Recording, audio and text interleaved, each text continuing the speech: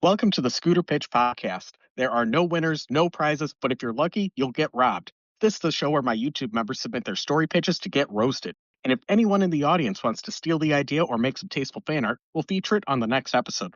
We encourage theft because your ideas are not special. If you're interested in having your ideas roasted in the next episode, become a YouTube member and you'll get a spot. It's only $2. No promises it'll stay that low forever. And you'll find the submission form under the membership tab. Planning on this being a monthly podcast, but if submissions start picking up, we will have to start making these more often. And you're not going to believe this, but we got 3 submissions this time, just like the last 2 times. Guys, you can submit 1 per month when you're a member. It's not like a lifetime.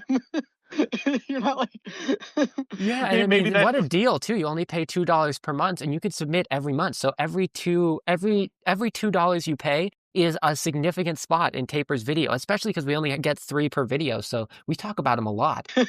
Right. Yeah. I guess everyone here they want to cook up the perfect idea for this podcast. Maybe that's what's holding them back. That's a really good point. I bet there probably is like a bit of people who are like me, where it's like an idea I create in my head. I already feel like I've done so much thinking about that idea. I feel like I've already made it. It's like a phenomenon that several of our friends have talked about, where if I've got like this pitch and I'm like thinking about, oh, this character does this and it ends like this, it's like, whoop, I don't need to make it now. So I don't have to write anything down. Like it Yeah. happened in my head and I Yeah. experienced it. See, like I feel like I kind of have like an opposite problem where it's just kind of hard for me to generate ideas. There's been like a recent trend on different manga submission websites of different like 4-page manga prompts. Like they will give a prompt and you just have to make a short manga based on that. And once they started moving towards that, it was just such a sigh of relief of like, oh, thank God I don't have to think. Like That's a really and for complicated visual. situation that you've got yourself in. That's way more complicated than mine. I'm just hesitant to make things, but you've got this complicated stuff Yeah. going on.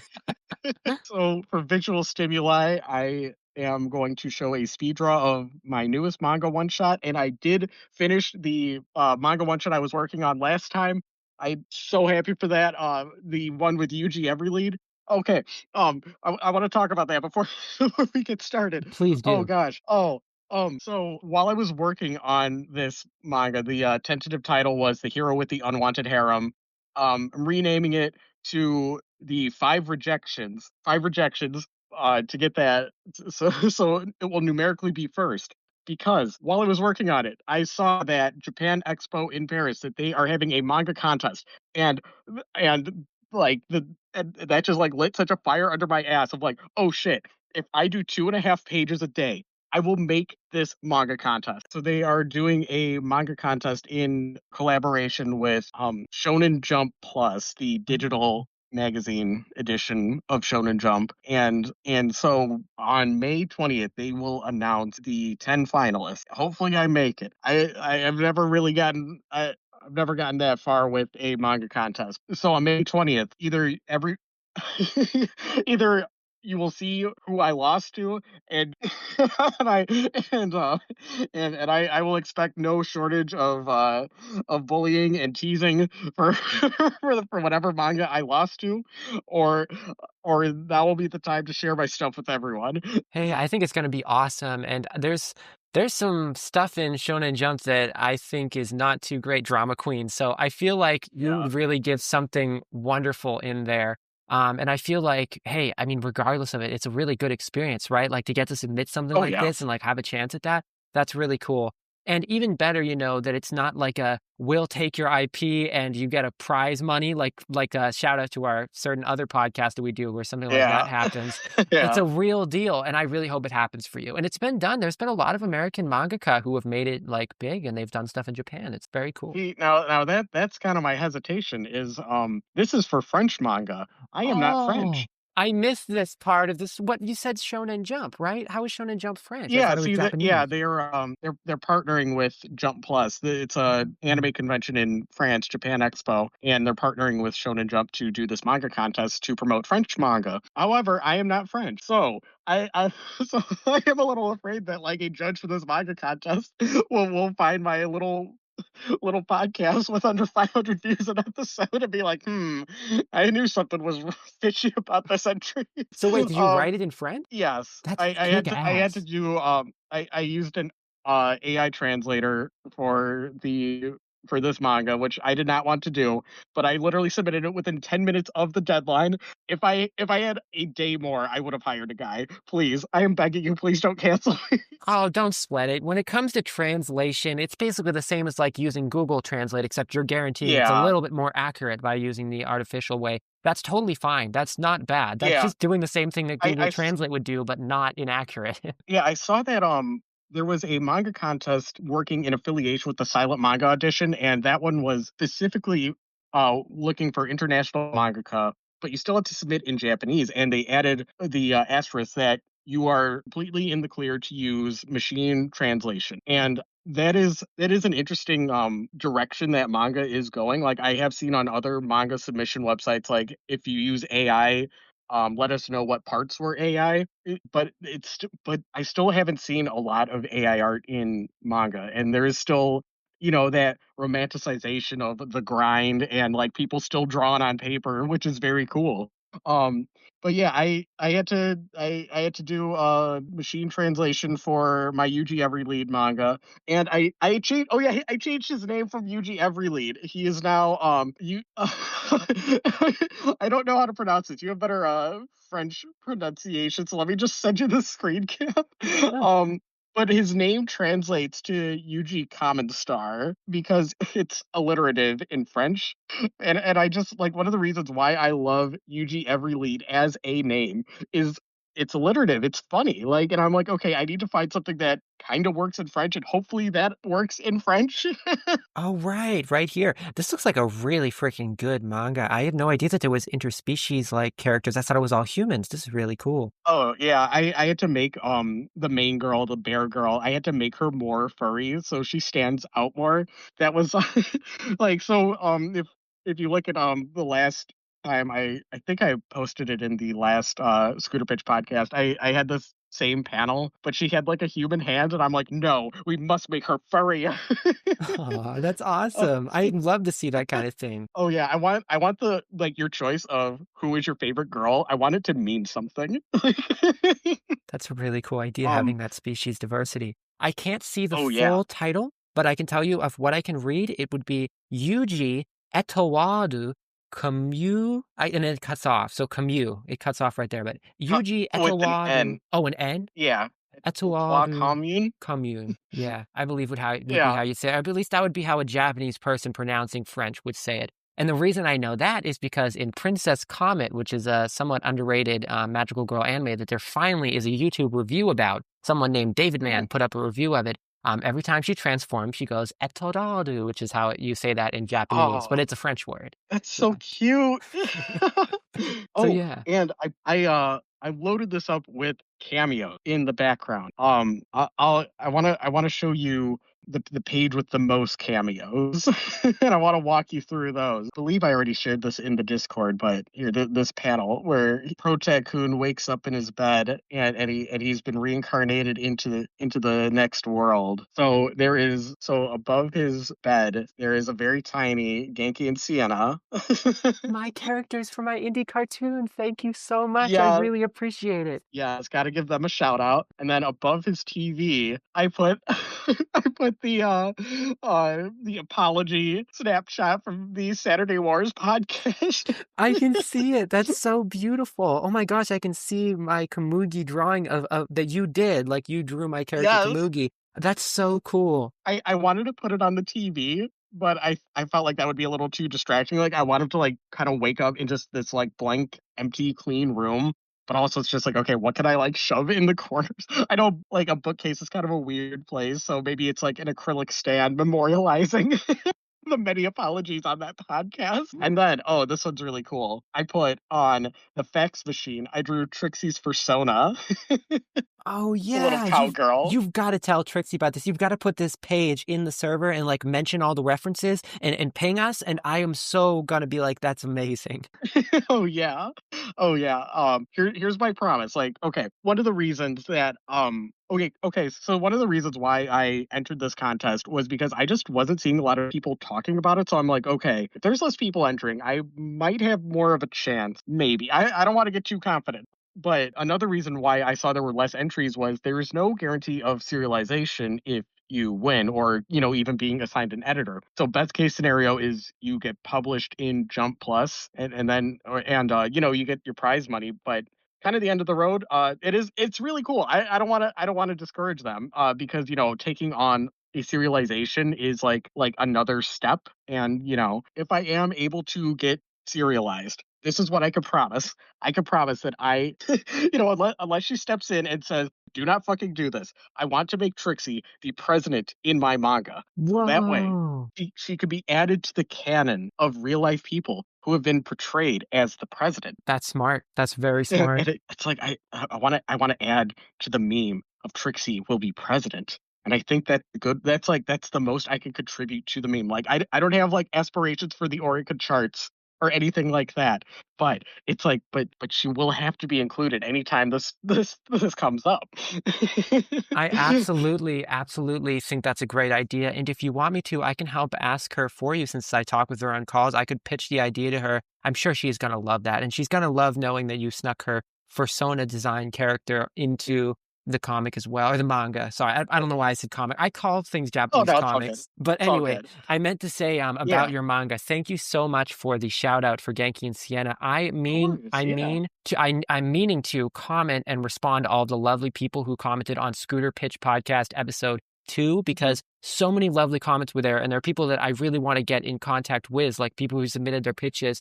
And I just am so thankful for all their comments. So I'm going to be contacting all of you using the Genki and Sienna page because I'm currently building that page up as a place for original content, original animations. So you'll see Genki and Sienna replying to you, even though in the Yeah. past I'm sure you've seen me comment to you was that one Lucario fan. It's going to be Genki and Sienna. And that'll be the same Yeah. for this episode. Literally, as soon as episode 3 is out and those comments start coming in, I'm going to comment right away in response to them because I want to let the fans know that I'm active there. Yeah. I dropped the ball because of life stuff. No, I get you. I get you. It's okay. Yeah. Yeah, that's the most I could show of this one shot for now. Cool. Hopefully it'll make the top 10. I did there are more Easter eggs in the background and more funny internet references, but that page was the big one because it felt the most relevant. And for the speed draw that oh right oh then there was one more thing about this because it was because I had to do like not the best translation. There was a page in here that when I wrote it I was like, okay, I need to make a page that people like kind of like a rage bait that people will repost. Oh, that's and deep. and so let me send you I'll send you the French one, and then I'll also try to find the English one because I don't know how this would, because like I did my best to translate this into French, but the girl is saying, "Stop, Yuji-kun, you can't unaliving's not very skibbity. Just think of all of your friends, or no, just think of all of your nakama that you'll leave behind if you unalive," and just trying to make her sound as like brain rot as possible. and and so I gave it my best shot. I don't know if this makes any sense. Like I don't know if anyone who speaks French could be like, you made a complete ass of yourself. You are banished from all of France because I know like in French, or at least what I've heard is they take foreign word adoption a little more seriously.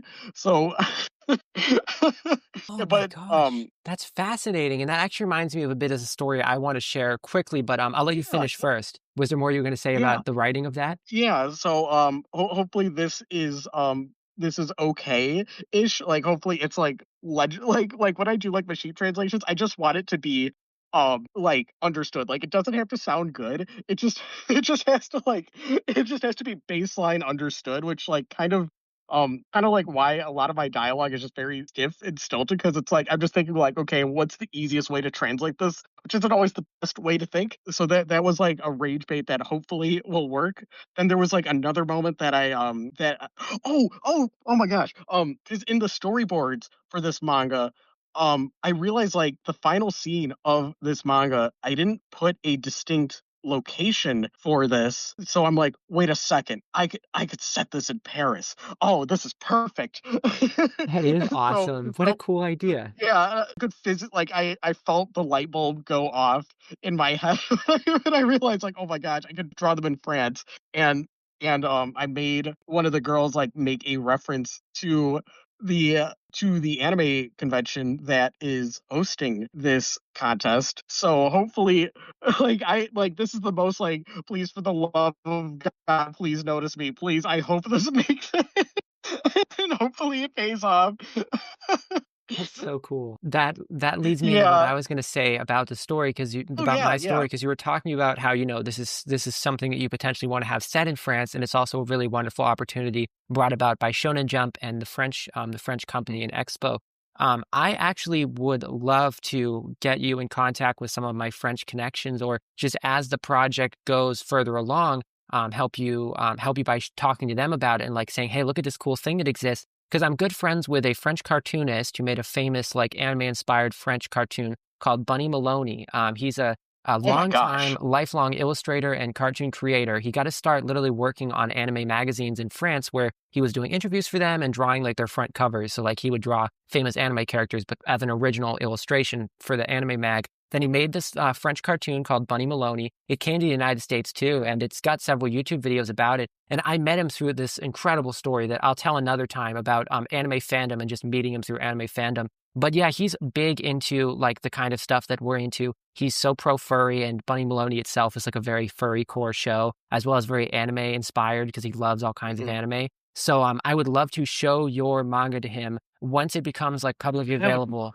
And I would say go check out my stuff I make with Tapir, because he watches my videos. He comments on the That One Lucario fan channel. that would be so cool. I would, yeah, once this is public, that'd be amazing having him see that. Oh, that would be so cool. Thank you so much. Absolutely. Yeah, I talk to him regularly, so it'd be something I could just bring up. And I think that was basically everything I was going to say. But someday when it's relevant, I'll tell you more about my funny, Oh interesting yeah. adventures of meeting Yeah. him and That, how it that's happened. that's a good teaser for next time. Yeah. Let's see. Oh yeah, I should probably talk a little bit about the drawing that's currently going on screen, and I just like, hey everybody, I finished the one from last time. Um So let me, because this one that I'm working on, it's don't have a title for it. It is a it's a shoujo manga that is about AI, and I was working on this one before I started YouTube, and then my YouTube channel blew up, so I just stopped working on this. And once I finished my French manga, I was like, okay, you know what? I'm like, I'm back in that manga grind set. I want to keep this going. So like the day after that one was finished, I'm like, all right, let's freaking go. And so I just kept drawing this manga that I just sent. I'm redrawing some of the pages. I feel like there's like a pretty big difference in my art since I started YouTube, and like there's just more that like I want to do. I feel like the art in the first version, like it's perfectly acceptable and okay shoujo art. Like I know that if I post these pages as they are, there is somebody that can hire that will look at that and say like, okay, that looks fine, and hire me as an assistant. And I'm like, no, I could do better than this. Like I want to be intimidating. I want people to be like, wow, what the fuck, that looks cool. I want to give that reaction.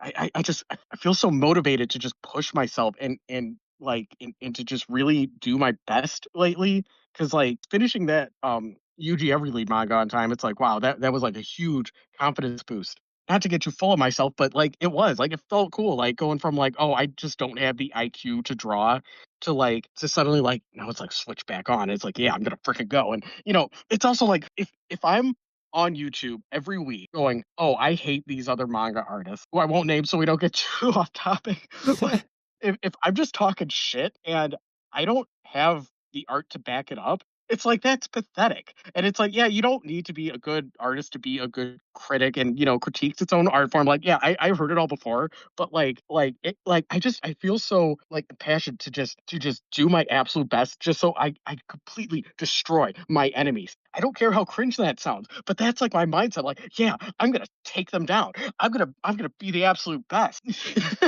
I So totally get it. I've never thought about that before, but when you say it, I totally makes sense to me. Yeah. yeah, so I just sent like one of the redone pages where so you could compare it like side by side with the old version. So the first one I sent, that's the newer one, and then right now I'm gonna send the one from about 7 months ago. You know, it's the same dialogue, same scene.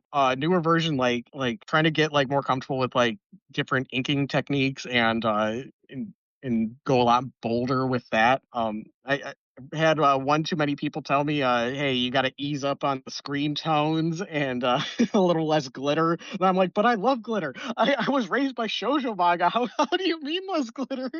I, I think if you do like different inking and hatching techniques like that, like that's me like trying to ease off the shoujo screen tones and try to like reimagine that. Wow, they're both really beautiful. Thank you. I actually read the entire thing just now, and I have Oh, a lot of things that really stuck out to me that I thought were beautiful. I think all of this is good. I love how you show different responses from the stream with actual profile pics. It makes it feel more real. Like from what I could see, one guy had like it just looked like a Chinese building of some kind, or like a building that was like a monastery of some kind, was like the yeah. tops. And the other one was a guy, or it was actually a person of an undetermined gender who had two faces, like two people. So it was a profile pic with two people together. Oh, It yeah. reminds me of being on YouTube when you see those people who obviously are commenting with like their account they share with their husband or something. So it's like husband and wife. You don't know who's the one commenting, but someone did. So it makes it more real. Yeah. And I'm going to send these images to the chat as I talk about them. The next thing that immediately got my attention, I really liked it, is that this food legitimately looks really delicious, but it also has that like satirical kind of I don't know how to describe it, like crude humor culture that Japan like treats have, Yeah. where like, it's a Yeah. cute little doggy, but part of the treat is literally his butt was a X mark for the butt, you know? Oh, yeah, that was a 3D model that was just 'cause, like, I've been, trying to be a little more, a little less stingy with what 3D models I use, and, that was, like, one of the things, like, for making, the Yuji Everlead manga. Should stop calling it that. But like, just going like, just saying, like, "Okay, this manga has a budget of $20. Gonna spend" like, I could spend at least $20 on the Clip Studio store, and like, so if I need a 3D model or if there's a background that I need, I'm just gonna buy it and not think about it. Like there's a scene at the end of the Yuji manga where he goes to a pet store. I'm like, okay, so it was like $12 total to get like a pre-drawn background, like the different pre-drawn backgrounds for that. The this and on the Clip Studio store, a lot of people will do first 48 hours for their thing is free, and then they set the price. That was a free one that I managed to nab. It was very, I was like, oh, this is adorable. I do need to use this. That is legitimately really awesome. What a great way to work that into the manga, because I didn't notice it all. I wouldn't even have Oh, guessed it was 3D. oh yeah. There was yeah, as a placeholder name for this new manga about AI, this new shoujo manga, I use Miffy the rabbit, but I'm like, okay, I definitely need to. That's like already a thing, so I need to redesign them and think of a new name. So I made them a little like try to make them more mascot like I love it. and give them yeah, so he's like a little demon, like weasel or ferret, and I saw the here I'll photo. pull I that. was about to bring it up. I saw the unfinished version of him. This drawing is so good. I know it's just an unfinished drawing, the one I just sent to you, but it looks amazing to me. Like, I legitimately love how that looks. It's such a good pose. Uh-huh. It's really dynamic. One thing I was going to praise you for how you draw mascot characters, or just like anthro characters in general, is that you really understand how to pose them in a way that feels like real and not just like, generic. It's not just like generic concept promo art where they're just standing in a default pose. All of your poses feel like they're real, living, live animals. And without going too much into this in depth, the newest drawing that you drew was Volo had this as well. I could really tell that you Yeah, love Raichu and you wanted to make an appealing pose for Raichu. thank you So so much. yeah, I love how you do Uh, that. I saw the well, fully thank rendered you. image, and that's a really cute mascot design as well. I like the ears a lot. Yeah, like after watching the Precure movie with you, I was like, wait, I gotta make her little her little buddy a little cuter. He can't just be default rabbit. he's got to look more mascot like. Wow, I am so glad that watching Yes Precure 5 Miracle in the Mirror Kingdom, Miracle no Daiboken, actually made you feel so positively about your own work, and I'm glad it inspired you in that way. I had so much fun showing you and everyone else Yes Precure 5. It's like the most peak anime to me. That's why I'm always mentioning Precure as that one show. Ugh, love it. Oh, so in the storyboard, I like there's like a point where her little stuffed animal becomes real, and he gets a giant is what I was initially imagining. But I'm wondering Oh. if he should stay mascot size. Like you're more of a mascot connoisseur, so I'm wondering what's your preference. The full-size mascot is a thing that many mascot-related media has done before. In Precure, there's a season called Doki Doki Precure, and one of the I love how I'm like encyclopedic about this. One of the mascots, he's named Lance, and he's a cute little bear mascot, and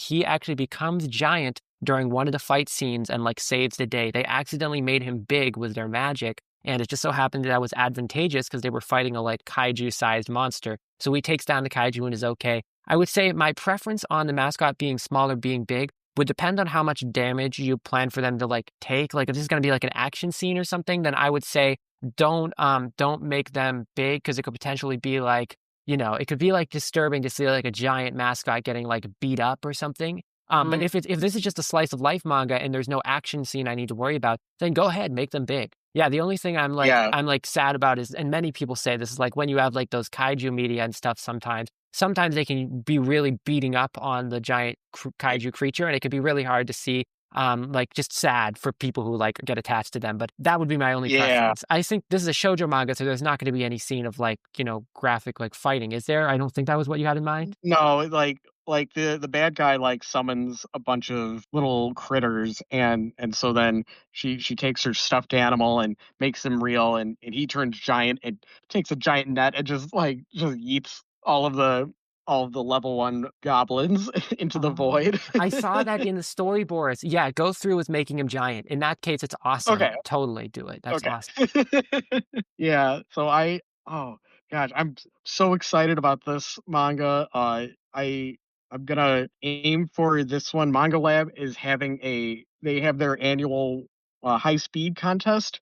That one is on the 22nd, and the gimmick of that one is you have 24 hours to submit, and the editors have 24 hours to pick a winner, and everything there will get a reaction. It's really cool. They give updates on their social media like minute by minute, and it's really cool because like I go on Manga Lab probably the most out of any social media because it's cool. Like maybe I should explain what that is.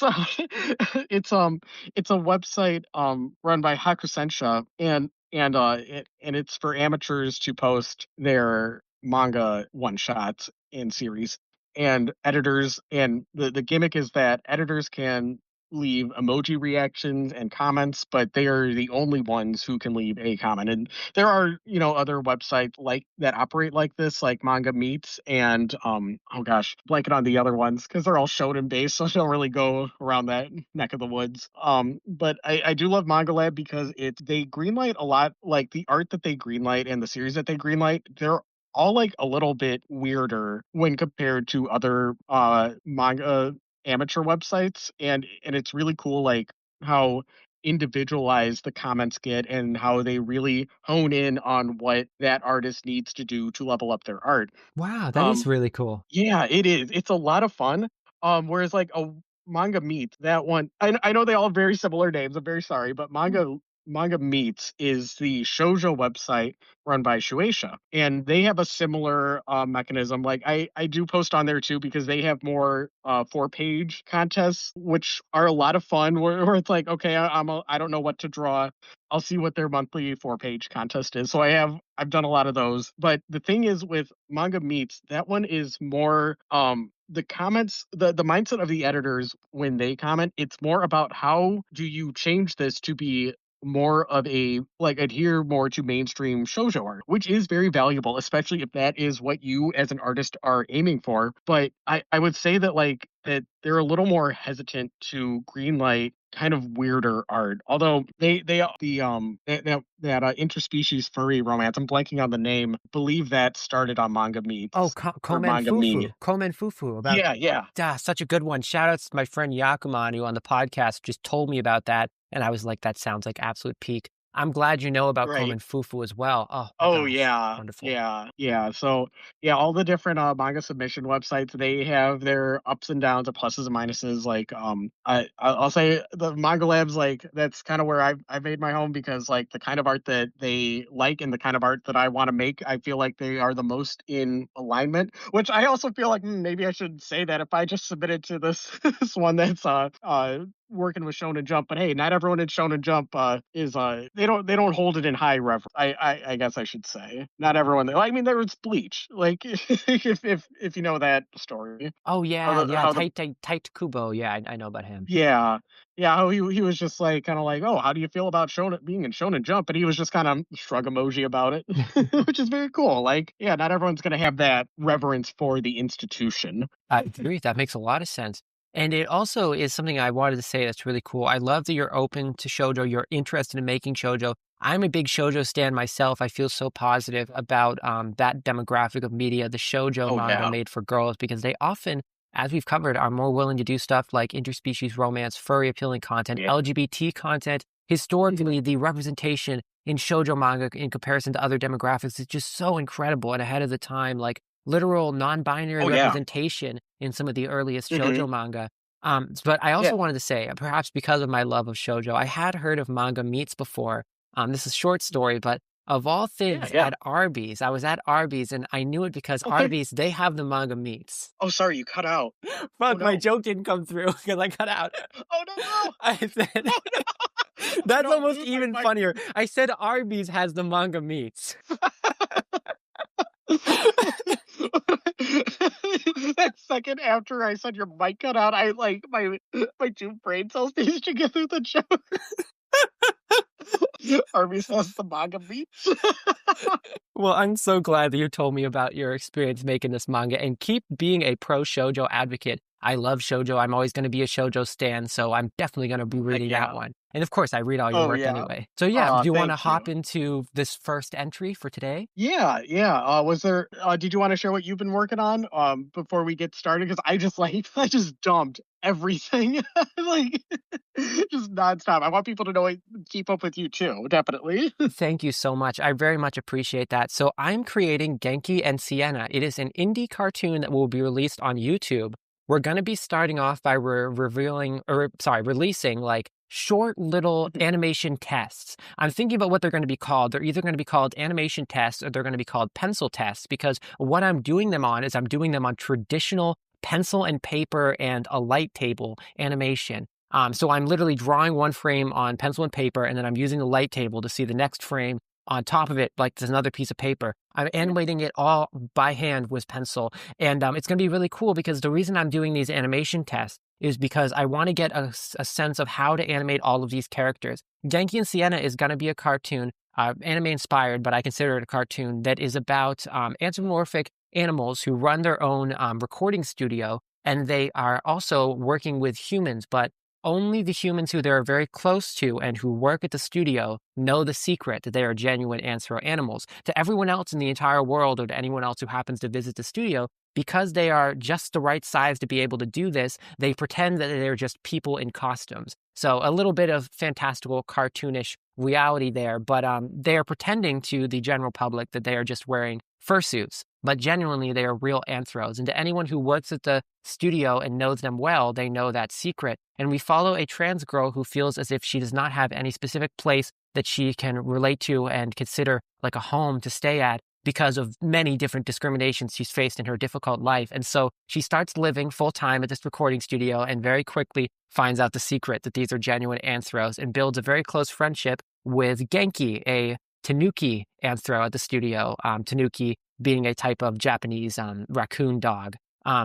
He's a talking tanuki, genuine like furry, and they become very close friends. And so it's Genki and Sienna, animation test coming out soon on YouTube at Genki and Sienna, all one word. And on TikTok, we're going to release them too. Oh, that's so cool. I'm so excited to see this. I love the idea for this. Oh, just this premise could like this is like the most U core like Komugi core idea for a show. Like everything about it, it's just I love it so much. I'm so excited to see this.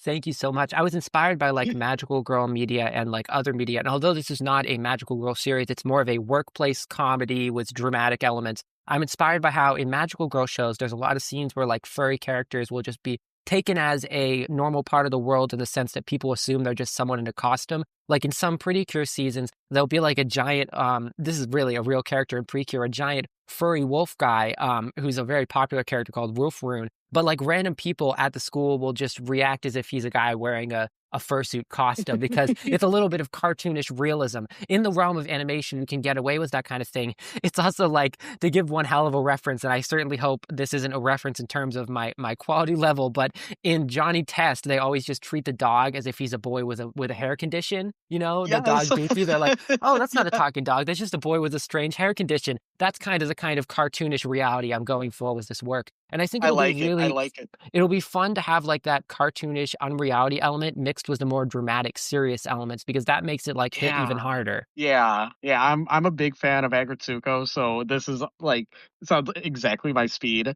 Where Thank you so much. It's an honor to be compared to a very popular and loved work like Agritsuka that I also love oh as well. yeah. That's everything. That's all I wanted to promote. And look forward to seeing comment responses to all of the comments on your wonderful videos, Tapirclip, with Genki and Sienna, because I'm going to be using that account to comment. And so many nice people have been interacting and wanting to connect. Yeah, there wasn't a I think I hit all of the there wasn't any too big of comments from last time. I don't want anyone to feel like I skipped over them.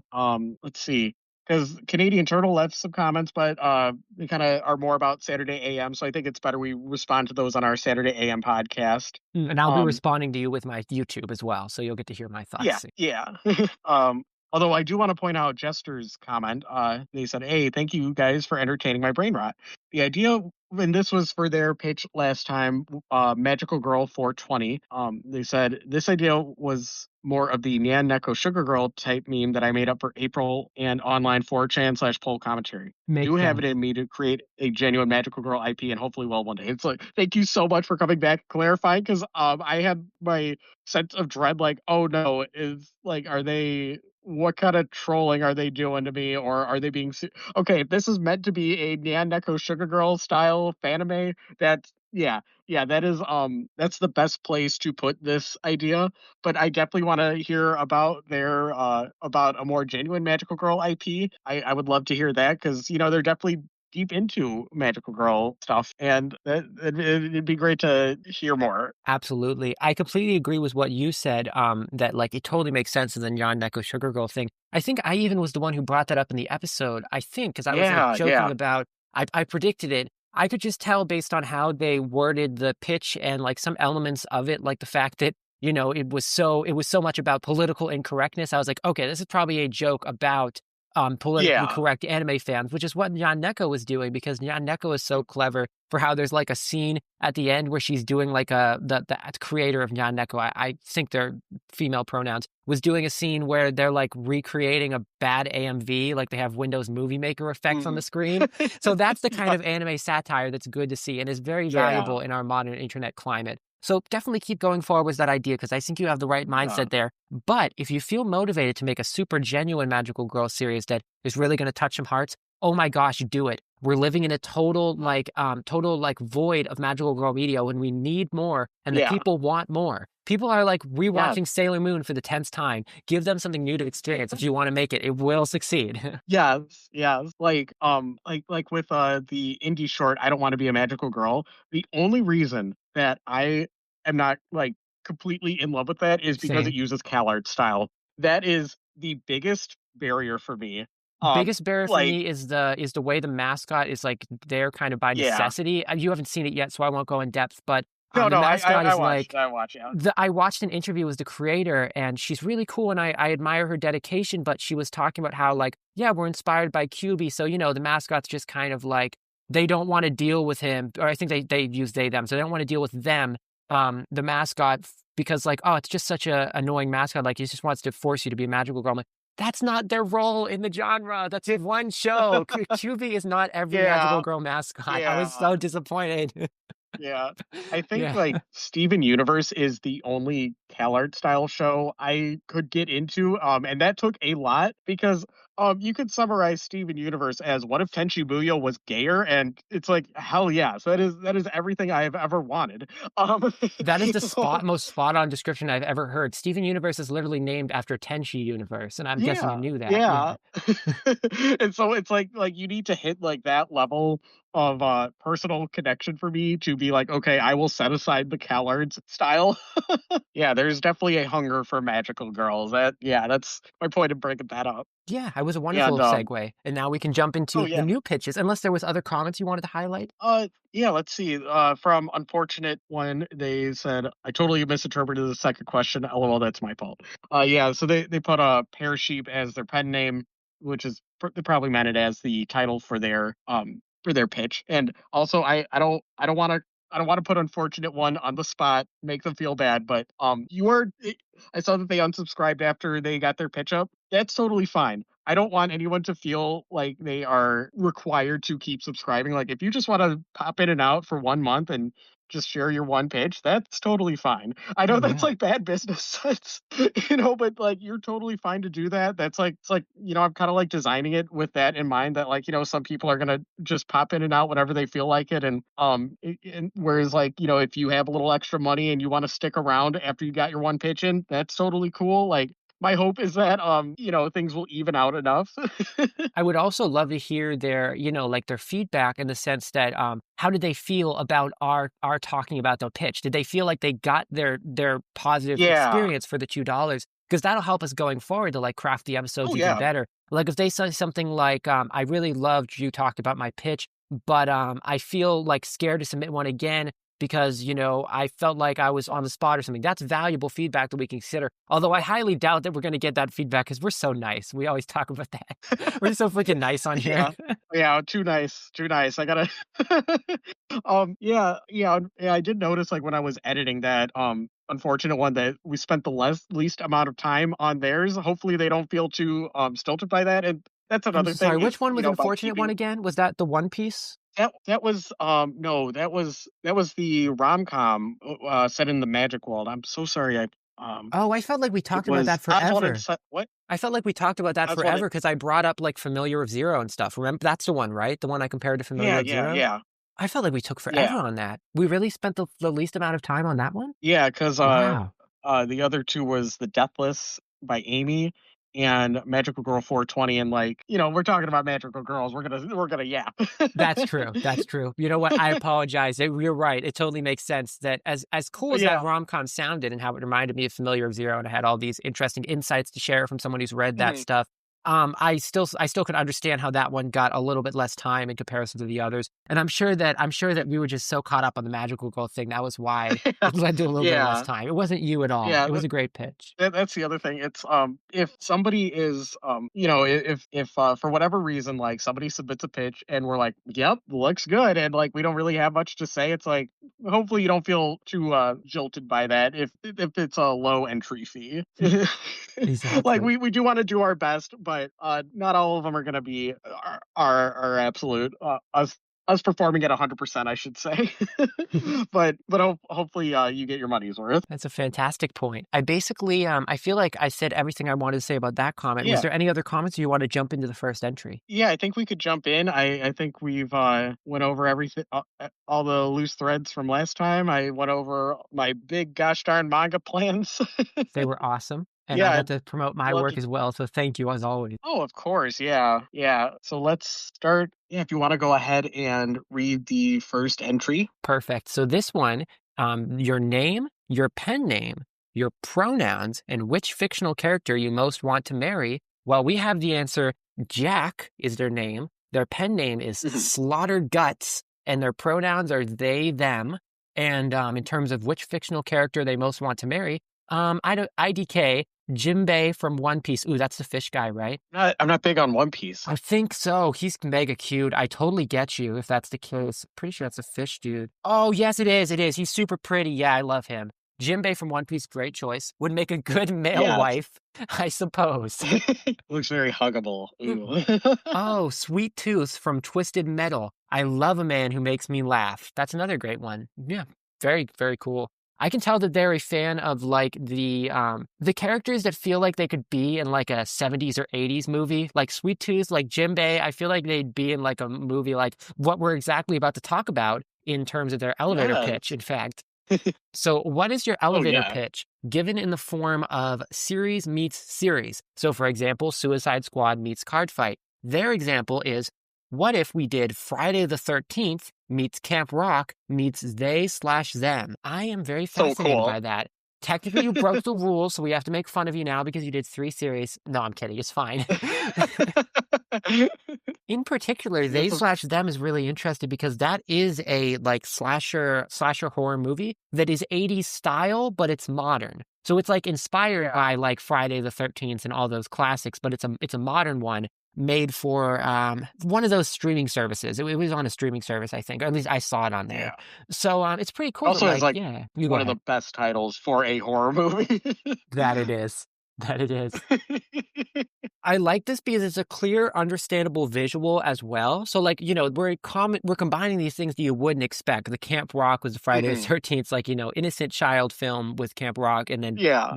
children out of thing dying. But it's like they're both at a camp, so it makes sense. Like, it makes sense that those would cross over because we're working from the same basic location. It's just very different tones. So I very Mm. much appreciate that you can understand visually what this means because that's something that I don't know if I've seen that from any other X meets X pitch that we've gotten so far, Yeah. where I literally feel like I can see it because I understand the Yeah. location and stuff. So that's very cool. Now I'm Yeah. going to jump into the next one. So this is where you're going to summarize your potential series in one paragraph. This is where to include the series medium if it's not a manga, the intended length, and all of your big plans. If you have a title for your work, this is where to include it. If you go over a paragraph, we will make fun of you.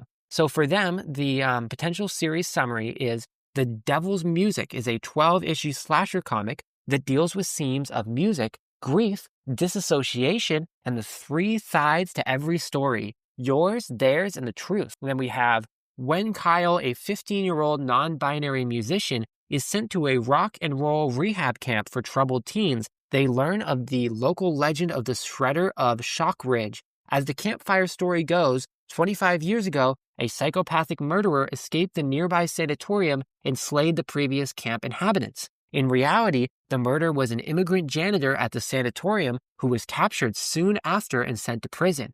Shock Ridge Island, located on the beautiful Lake Erie, not to be confused with Lake Erie. I should clarify, Lake Erie in their story has 2 E's, making it eerie and Yeah. spooky, hasn't had any inhabitants since then, and was the new Christian leadership at the head of the camp and a promise of a clean record to all who complete the camp successfully. Everyone is hopeful that the horrific history of the island can be erased and replaced with God-fearing positivity. But history doesn't like to be erased. History is a patient teacher. It'll repeat itself.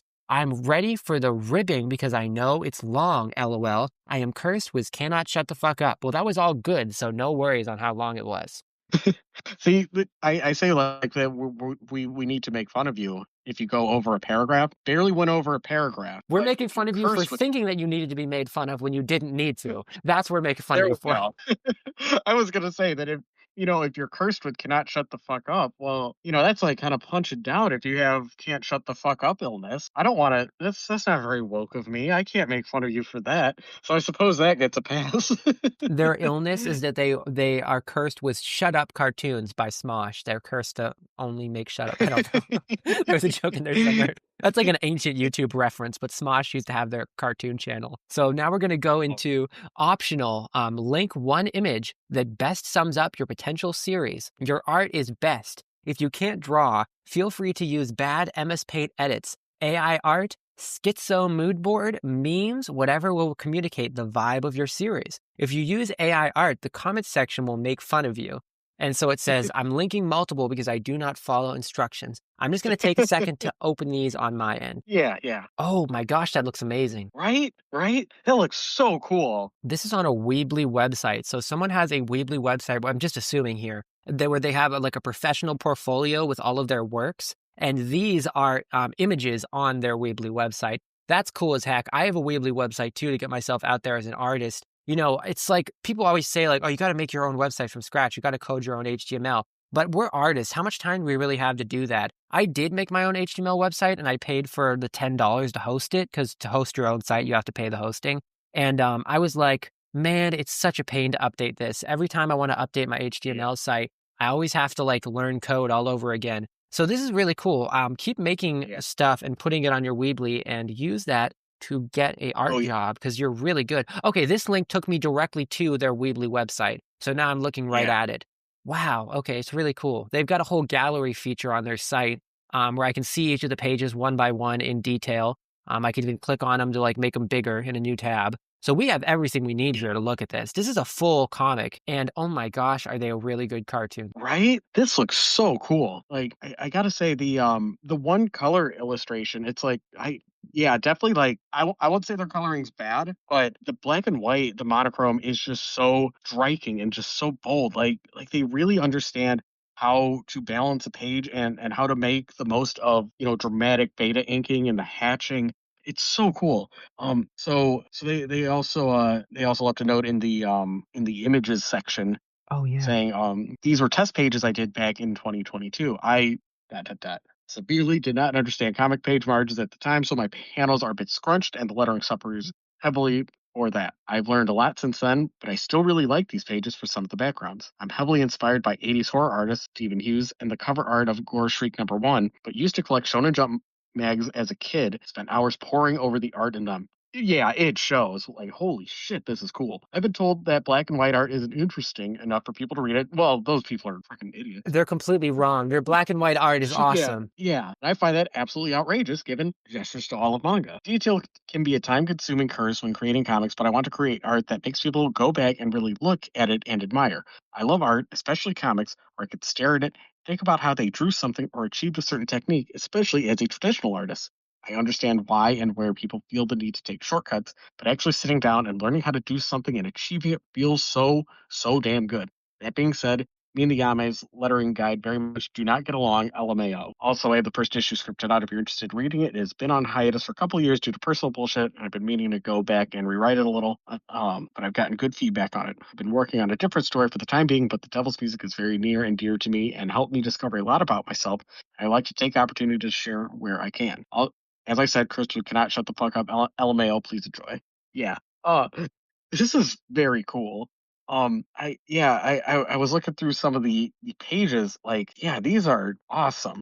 And yeah, the lettering is, yeah, you're cognizant of your mistakes. Lettering's a little scrunched up, margins are a little tricky, but there is like a lot there, and it is very it's just very captivating, like how you've like how like you're able to guide the reader's eye and like in that really good through line between the text and the focal point of each panel, like because usually when something has a lot of text in a manga or comic, that is I'm gonna sound very illiterate, but that is like my biggest sign that, like, okay, this isn't for me. And it's that will be a barrier of entry, if it is very text dense, but you do have like very strong visual design. And so I think because you said it's all scripted and you are acknowledging, like, okay, lettering's kind of rough. I think, okay,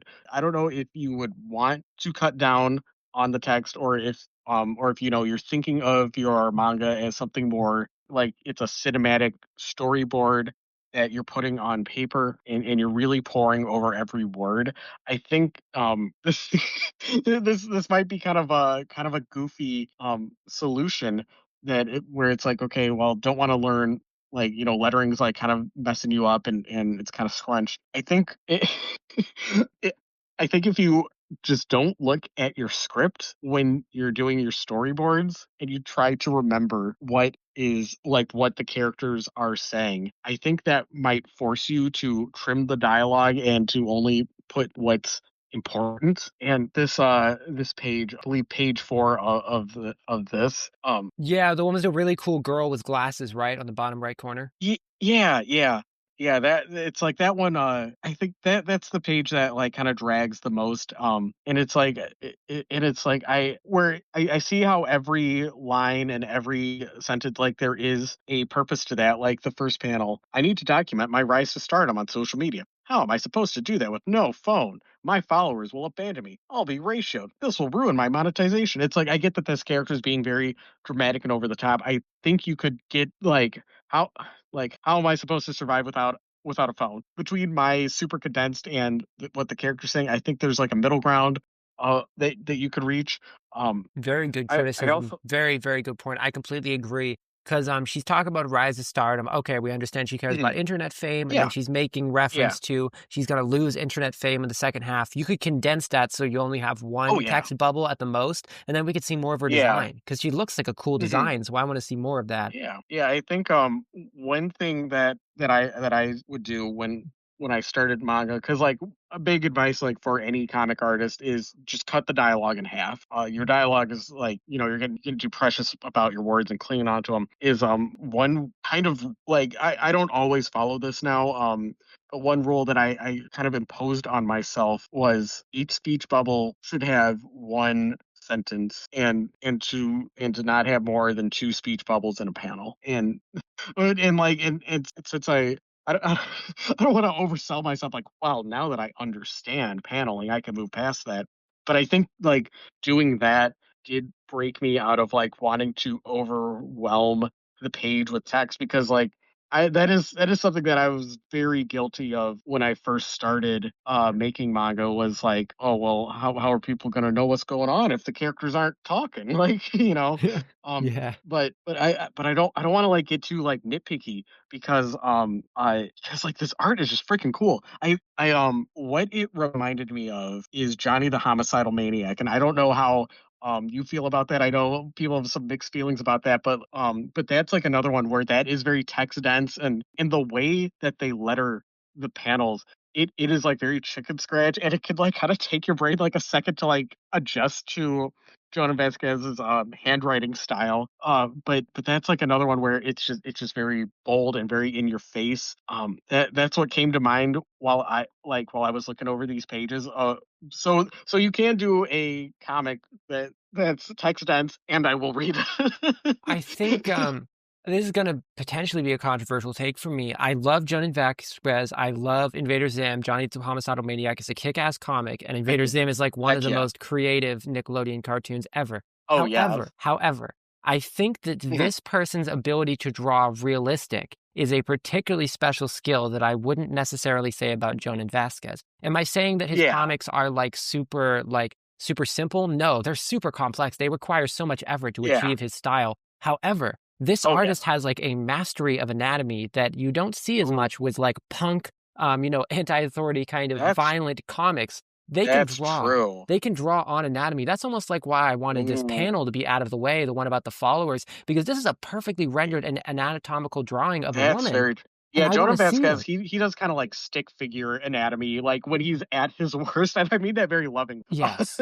Like, Like one of my yeah, it's favorite very people ever, so stylized. don't take this as a controversial criticism of Vasquez. I'm just saying that Oh, you, yeah. as a artist, Slaughtergutz in particular, have a real skill for realism that I don't see as much in Western comics. At least not ones that Yeah. aren't superhero comics. Oh, yeah, yeah. Gosh, yeah, I also, it's also like, you're saying like, "Oh, I don't wanna get too caught up on the lettering thing." I really love this panel of, when the character puts in the earbuds and you see Come the together panel come by together, the written Beatles. in the Yeah, that Beatles was font. about to Oh, point that out. that was so cool, like, such a perfect way to convey, like, what they're listening to, and I think that's something that I see, like, a lot of, like, comics about music will, like, get caught up and it's just like, "Oh, I need to reference this Beatles song, so I will write out the lyrics, exactly," and instead, it's like you just kinda let them take in that moment. That's very cool, and I really like that.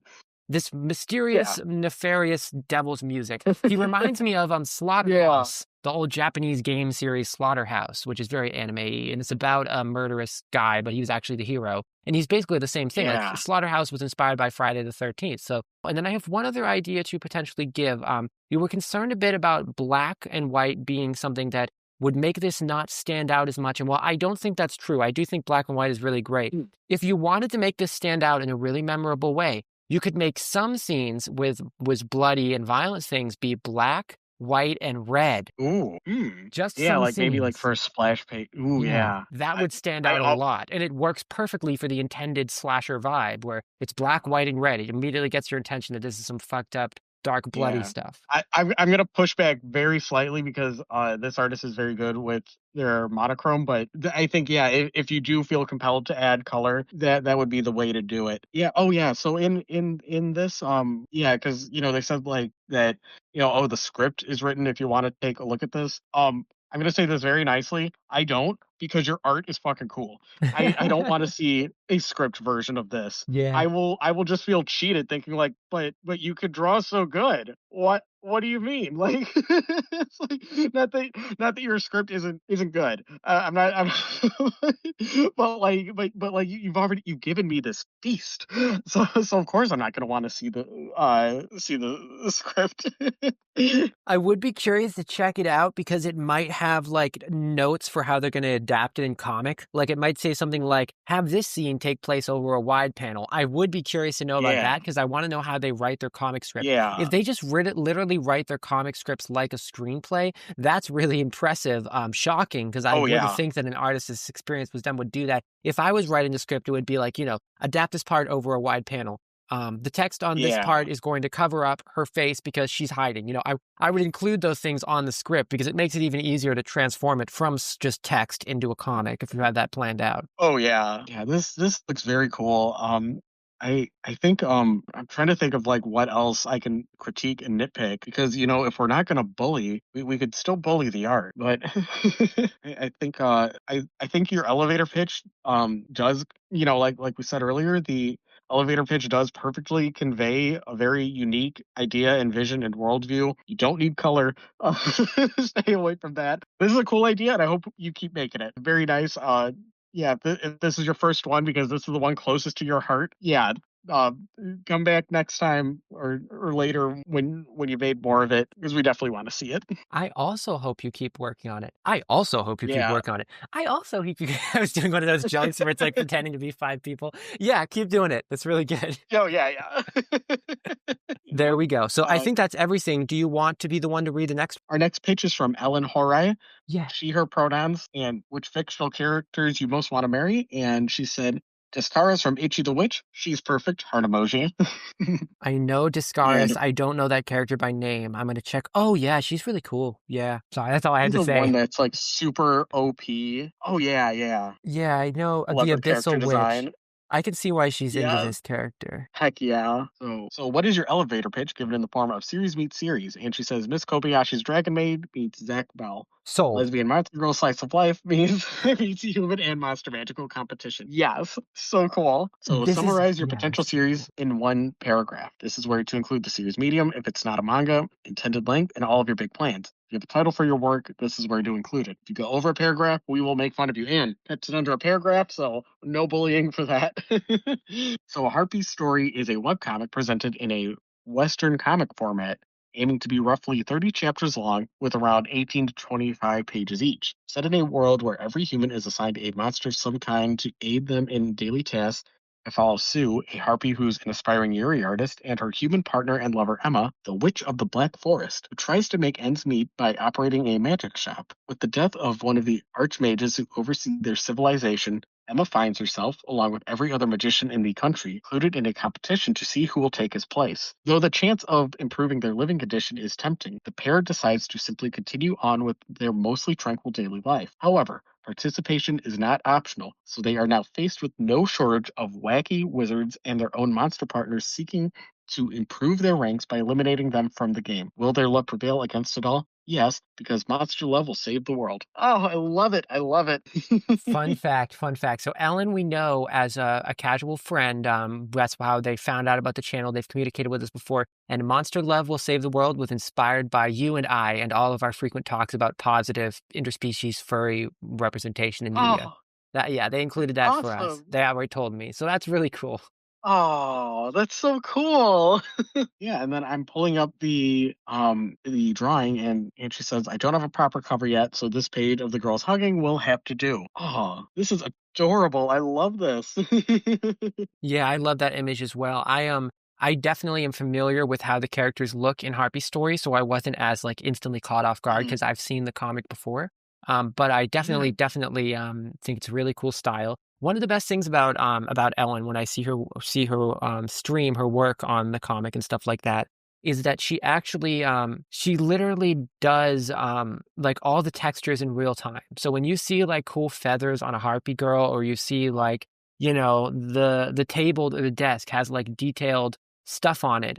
She's doing that in real time. She's literally drawing paneling on the wood, and I'm just like, it blows my mind when I see it. I'm like, you did that wood Yeah. table, and you didn't just grab a Google image of wood texture. You drew that yourself. She's like, yeah, it's no big deal. Like she's Oh, just so casual with how talented she is at that. yes, yes. Like the only reason I could like kind of squeak by as an artist is because I just love stealing other people's stuff. I just love going on the Clip Studio asset store and cracking my knuckles and go, "Oh boy, what can I steal today?" You know, so artists who can like actually draw for real is very impressive. So I have on our Blue Sky all of Harpy's story in the thread, chapter one, pages 1 through 4, and it's so freaking cute. I love it. I'm gonna say, sorry. You go ahead and um, think for a second because I have something to yeah, share. yeah, of course.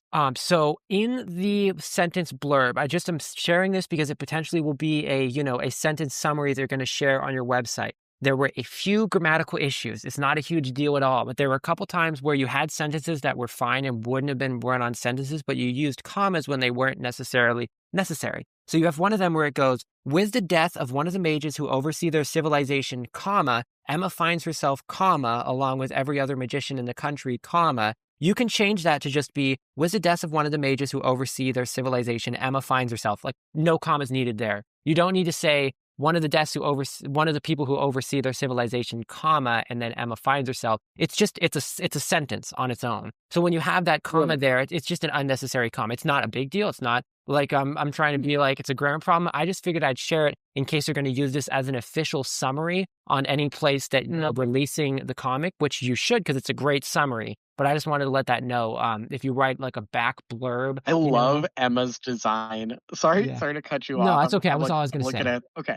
I'm looking at the posted webcomic pages. Oh my gosh, I just love it. It's like it's just so cute and cozy, and Harpy Girl is adorable too. I love how opposite they look like that. That's like a good vibe that they have. Like when you can get characters that look kind of opposite but still fit together. That's always very impressive character designs. Oh, you know what I really like is just how just like how this is like able to have like a good sense of what the world is with the different characters very quickly, which is very nice. Yeah, there's one on Ellen's page that I'm gonna give you in Discord if you can't see it, but it says the many Yeah. faces of Sue Harpy story. Do you see that one right on her page on your like recent posts? If you don't have it, I'll give it to you though. Yeah, do you mind sending that? Absolutely, I can. I'm gonna hit share right now. Oh geez, the blue sky share feature is like totally different than anything else I've used before. Okay, here it is. Just did it right now. It should show up for you. Yeah. So this one. Oh, this is so cute. Yeah, I love this kind of thing with Oh, comics. I especially love when you do a bunch of expression faces for characters. Sometimes you can use them in a creative way inside of the work. Some of my favorite examples of this that I'm thinking of are some manga that I've read, such as Full Metal Alchemist, I believe, where they would have like yeah. bonus omake pages where it was just like a bunch of like random over the top expressions for the characters. And of course, those were the omake. They were like the gag manga. So they're not making expressions that ridiculous in the work because it's more serious shonen action story, but it's really cool to see like all those different expressions used. And another place that it's used really Yeah. creatively that I love is in the openings of Ojamajo Doremi when they have Ojamajo Doremi being a Yes. very famous magical girl show. They have like backgrounds that are just patterns made out of all the girls' different wacky expressions. So you'll be seeing them like moving and doing an animation, and then in the background you have like Yeah. 50 different unique faces for that girl that they do little reaction images. Love that kind of thing. So yeah, definitely use these cool expressions for something if you want to, or if it was just practice, then practice successful. I like the happy bird noises. So much joy in that one. Yes. Absolutely, I agree. Another really cool thing about this comic is that it lives up to what was promised in the pitch, just like we saw as the last one. For the last Oh one, we got yeah. promised kids who are making rock bands at a summer camp at like Camp Rock, and then also are experiencing a Friday the 13th-esque slasher story, and we got that delivered. This one is Yeah. promising Zatch Bell meets why am I blanking on the name? Kobayashi's Dragon Maid. I was gonna call it Mhm. like Kyoto Animation Dragon Maid, and I didn't want to embarrass Yeah. myself. Kobayashi's Dragon Maid. Yeah. It's Yeah. it's what's promised. Kobayashi is loved Yeah. for being a Yuri series with a strong interspecies Yuri romance, which is wonderful. And Yeah. then also we have Zatch Bell, which is known for being a somewhat atypical and unique take on like the monster battle story, because it's not really that they Mhm. have pocket monsters, it's more that they're like good friends with these mysterious puppet creatures and they happen to battle. A little bit similar to Rose Yeah. and Maiden as well, which I'm sure that Ellen will Yes. appreciate that reference. Wink, wink. Yeah. So definitely you're Mhm. delivering on what is promised in the pitch. I see the Oh vibes yeah. of what you're going for, and it's really cool. So yeah, Now, this does sound like a long series. I'm wondering if she intends to keep up the color the whole time. I believe so. That. Oh wow, it's gonna be tough. I don't want to discourage anyone, but full color long series is it's a challenge. I will say Um, for this series in particular, to give a little bit of pushback on why I think color is good for it. A lot of Ellen's okay, inspirations and what she loves are animation and are in the cartoon and animation world. She's a big Hell of a Boss fan. She's a big fan of like Rose and Maiden and other anime. And those okay, ones are hugely benefited by their patterns, which is something that really is best achieved in this case in color. And I think that that's something that also would apply to Ellen's work. As I mentioned yeah, previously, she does all these detailed things like all the feathers and like all the patterns on the feathers. And to achieve that in black and white, it could be done. But with how complicated her characters yeah, are, I think it would start to feel a little bit messy if in black and white. So I think it's good that like, the Harpy's wings are in color so we can see those patterns without it feeling yeah. messy. Okay, all right, okay. That's a good point. Thank you. I think yeah, like strong point is definitely like just the silliness and how expressive these characters can get. So I do have a little bit of hesitation about how the action battle scenes will be delivered. I Hmm. where it's kind of like what is the intent with the action battle scenes where it's like is it's just supposed to be kind of like a really quick couple pages here and there to kind of progress the plot along, and it's just more just a reason for the characters to move forward with whatever is happening?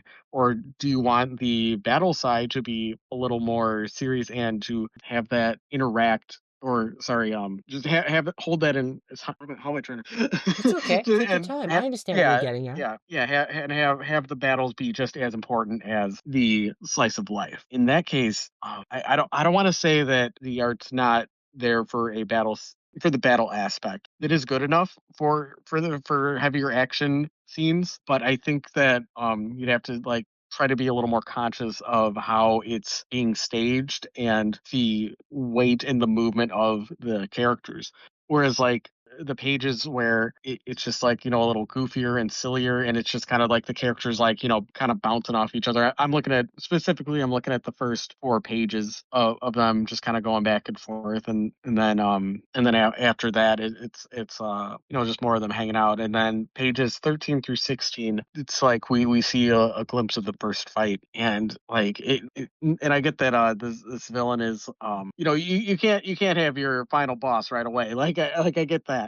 But the way that this is framed and staged, like it doesn't feel too different from the more lighter way that the series started. On page 16, where she's pointing the finger and it's looking really intense. I think that's a good start. Now, because we were just praising, like, okay, it's so cool how you're doing everything by hand, and that is really cool. And so I'm not going to say start using 3D, and because that's the thing, because just because that's what works for me, it's like I know that like that's like a dangerous path, like because I've had plenty of people tell me like, hey, you got to cool it with the 3D, it's holding your art back.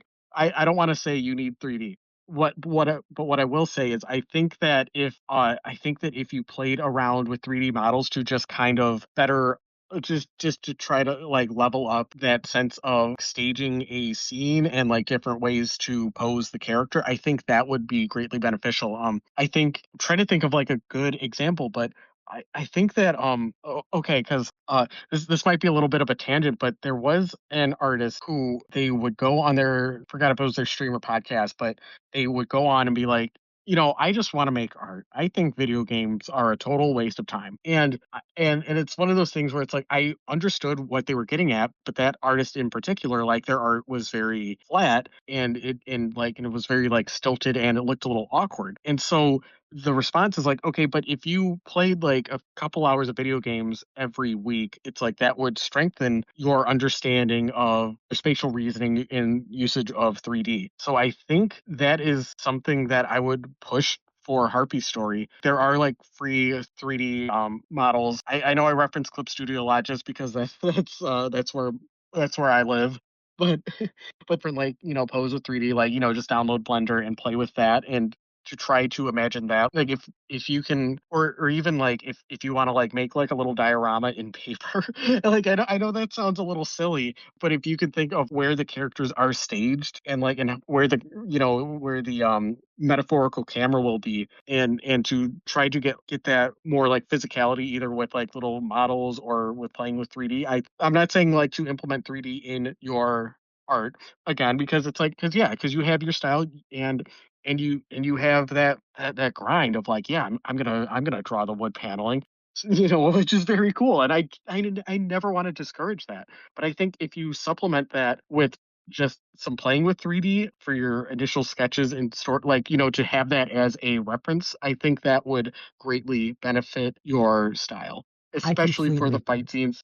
You don't need it, like, she doesn't need it for the comedy scenes. I think those are perfect. Like, just keep playing with the characters as you're doing for the comedy scenes because they are so cute and you definitely know what you're doing there. But just to try to level up the fight scenes, I'd say try to, because like I don't play a lot of fighting video games, so the first one that comes to my mind is Smash Bros, like something like that. Try to think of like a good 3D game to recommend, because like Oh, Pokken I Tournament play. or the Tekken series, which is basically the Yes, same thing. yes. Yeah, yes. Yes, definitely.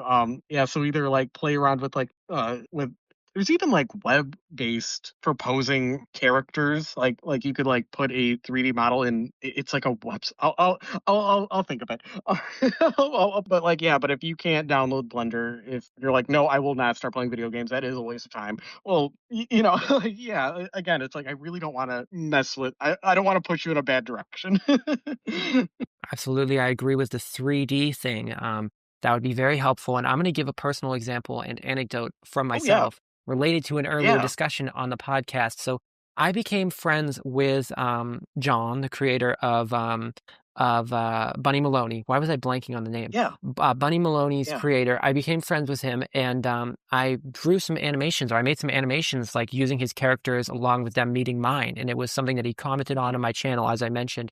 And I made those using 3D. There's a whole part where there's a mecha sequence, and I was basing the mecha design off of some sketches that he did. Like he did concept art sketches of Bunny Maloney with his mecha. And I was like, well, I can try to animate it based on the concept art, but I'm afraid that I'm just going to draw it to look too much like the concept art. So instead, I used his concept art as a basic inspiration to do some basic 3D modeling yeah, and modeled his yeah, his mecha concept into a real 3D yeah. model, and then used that and rotoscoped and like referenced it in order to capture the animation of the mecha in Mhm. that animation. So 3D is That's so cool. valuable. And making some things in 3D, Yeah. even if you just play with the ball of clay in one of those programs that lets you play with the clay, Oh just to yeah. make a little face, you'll be like, oh my gosh, this could be a really funny, goofy face for one of the characters. And now I have it from every angle because you can move it around in Yeah. 3D. Yeah. Like, I hesitate in bringing up 3D because I know I am the bad example of using too much 3D. Like, but like my method of like, okay, I'm just gonna like draw over a 3D Clip Studio anime guy. Don't do that. I like I'm the like, because I'll say like the slight defense I will give is like, okay, but I wouldn't have started drawing manga if I wasn't able to. So that's like kind of and it's like, and I know that like, okay, like I now know enough art that I should just try to break myself out of this habit, but I don't wanna.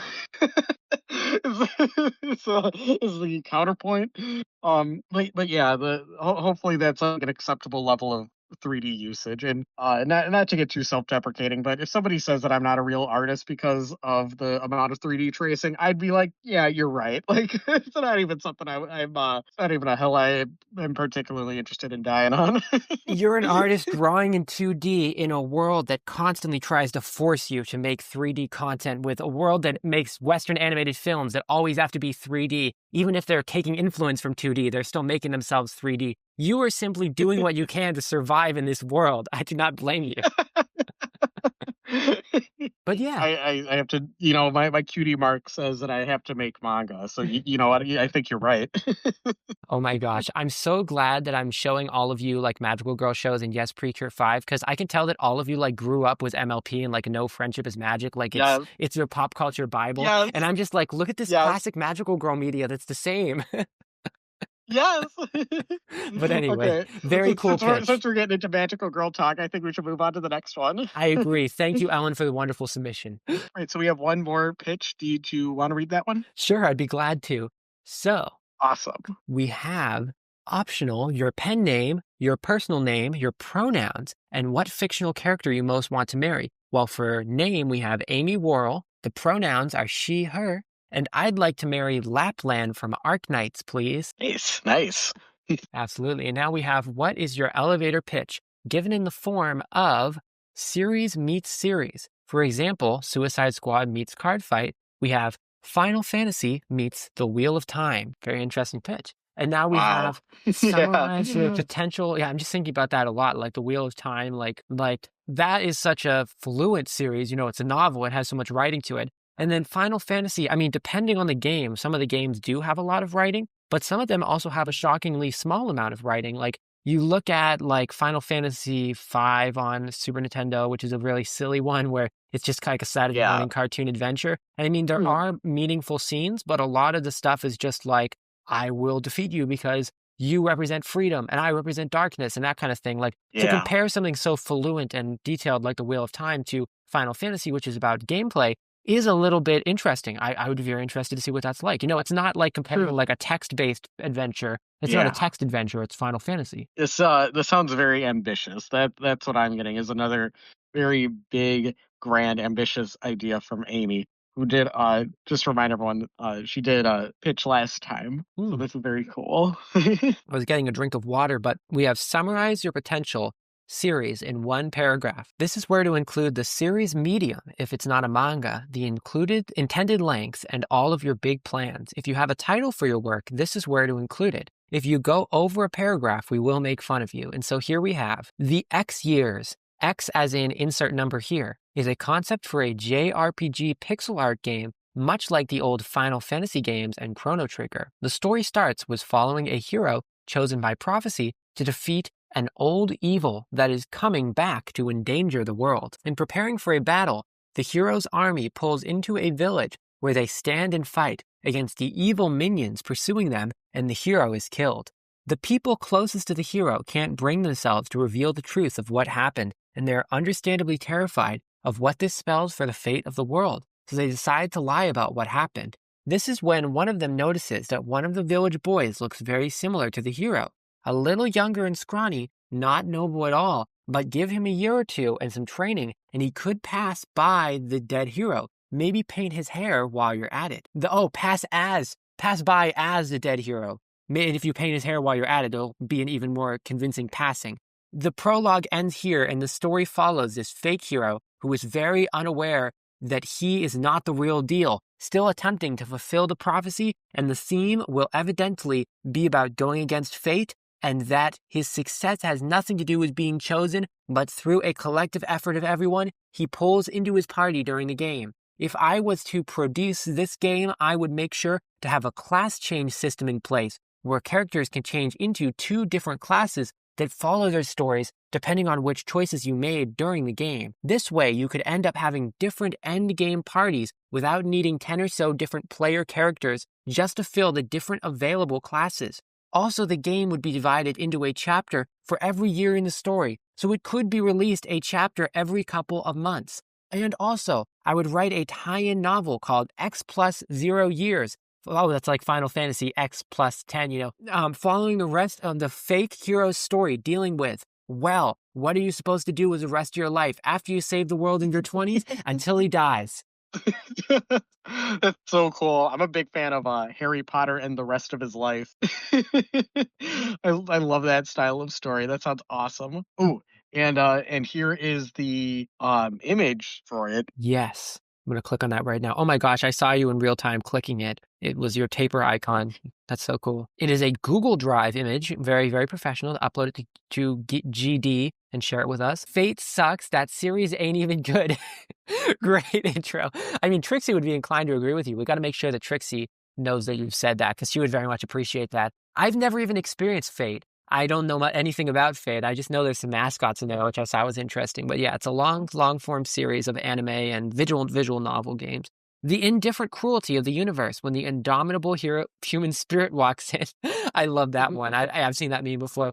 I'm coming over. You better not be romanticizing your melancholic solitude. Good meme content, good stuff. And it gives an Yeah. idea of the tone and the ideas of the work as well. And now we have my life's final act is a cool phrase. Someone should say it at some point. That absolutely aligns with the context.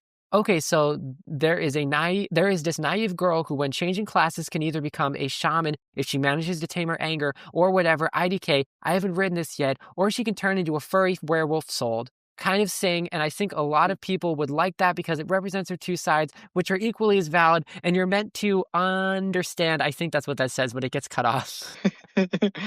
This sounds so cool. Oh Absolutely. gosh. I love the I love the main I know I jumped ahead saying like, man, this spin-off light novel sounds cool, but man, just this game sounds awesome. Like Yeah, I absolutely agree. I think when you were jumping ahead to describe the light novel and its potential, you wanted to make sure that what we were talking about at the moment was what you were addressing. So, like, you wouldn't have gone back and talked about Wheel of Time again because we'd already talked about that. So yeah. I think it was fine that you focused on the light novel. And I definitely understand what you're saying, where that has a lot of potential as well. Like, that's one of these things that's really positive about these kind of games. Like, they often can have like a multimedia franchise like one of Trixie's favorite anime ever, Eureka 7, that actually was a PS2 game and like an anime, and I think they were at the same time. So like multimedia franchises are definitely something that are very valuable to do, and Final Fantasy has done it before.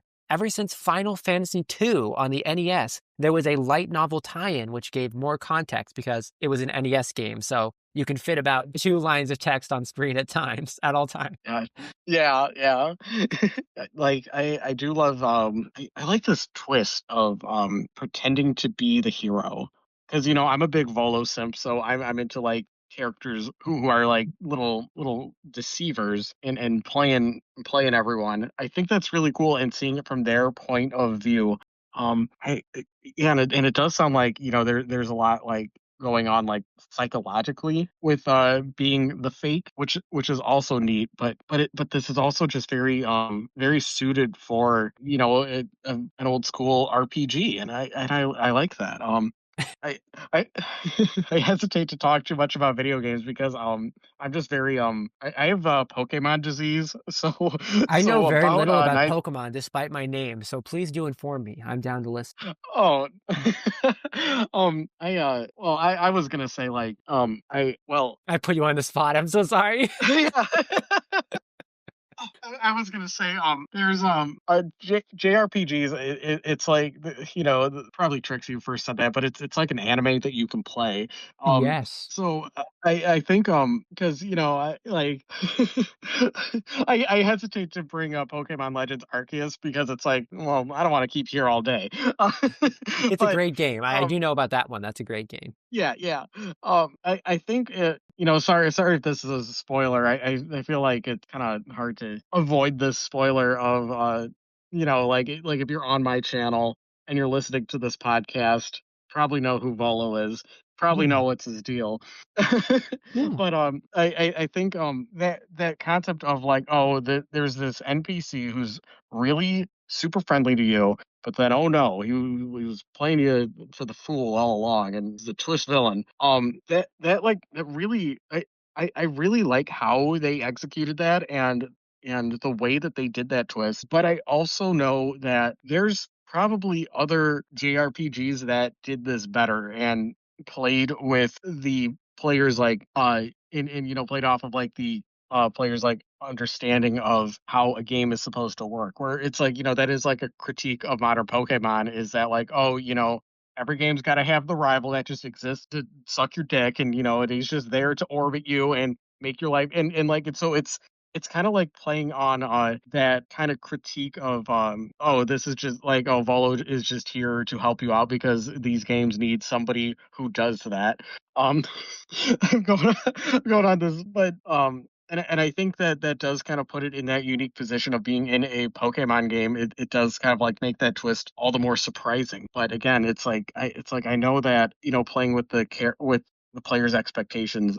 It's like there's definitely games that have done this better. I think that this specific pitch, this does a good job of toying with what the audience expects from an RPG, and doing like a good twist on that, but also delivering on that in universe where all of the NPCs and the townspeople, like, they are expecting the hero and you are the one deceiving. I think that's just really cool and really interesting how like how you're doing that. But I'm not qualified to talk about video games if all I play is Pokemon. It's sort of I have a little bit of RPG experience. It sort of reminds me of two games in particular. First of all, the Final Fantasy series does have its fair share of twists throughout its history. I mentioned Final Fantasy II earlier, and basically, without just spoiling the entire plot of Final Fantasy II for everyone, literally heaven and hell and the people who run heaven and hell become relevant characters, which is not what you would expect from the start, because from the very beginning of Final Fantasy II, it's sort of the black sheep of the franchise for the fact that it starts so dire and depressing. Your whole party gets wiped out, seemingly killed, but they like barely Oh, manage to survive at the very beginning of the game. And they're just like a bunch of like teenage kids who just had their entire village yeah, all get burned down. Final Fantasy II is the edgy one, and it's somewhat of a black sheep for yeah, that, as well as the fact that the experience points don't work in a traditional way. So in every other Final Fantasy game, you level up and then all of your skills level up with your level up. You get experience, you get a new level, everything levels up. In Final Fantasy II, the only way to make your attacks better and your defense magic better is to use that specific ability. So in other words, if you don't need to yeah. use defense magic at all for the whole beginning of the game, then later in the game, when you desperately need defense magic, your defense magic is going to be shit worthless because you didn't level it up by specifically using it. So things only level up in Final Fantasy II when you use them, which makes it a huge black sheep, Yeah. but some people love it. So Final Fantasy II does the whole like the protagonists like seem like dark, like really tragic, like teen characters who like lost all their hometown. But then by the end of Mhm. the game, we're dealing with like crazy time travel, dimension travel, kept people coming up from hell kind of shit, which just very much That's cool. is like a twist of the earlier tone. In a similar way, there's Disgaea 2. I don't know what it is with number twos in series always being the super twisty ones, but Yeah. Disgaea 1 was very much like a anime-y, inspired by like anime and like otaku culture Mm. type of RPG where like the characters were very anime tropes. Like literally like Tsundere is like one of the main characters. Like I'm not going to go into depth on Yeah. that, but it's very clear that it's anime-esque. And so you get to Disgaea 2 and it gives off the impression that it's going to be another anime-esque RPG with all this talk of the chosen one and the super powered hero who has just more power than everyone else. And you're like, what is this? Is this friggin' like Sword Art Online? But spoiler alert, Yeah. Disgaea 2 is not actually about that at all. That's just a trap. That's not the purpose of its story in any way. The main character is not just a chosen, very special boy who everyone adores. That's not the point of the story. Yeah, I could think of it in RPGs before, but I can't think of anyone who did it exactly like what Amy is suggesting, because Amy is Mhm. suggesting something very unique with this whole idea of the hero is actively being deceptive. And I think Volo was a very Yeah. strong comparison. Yeah.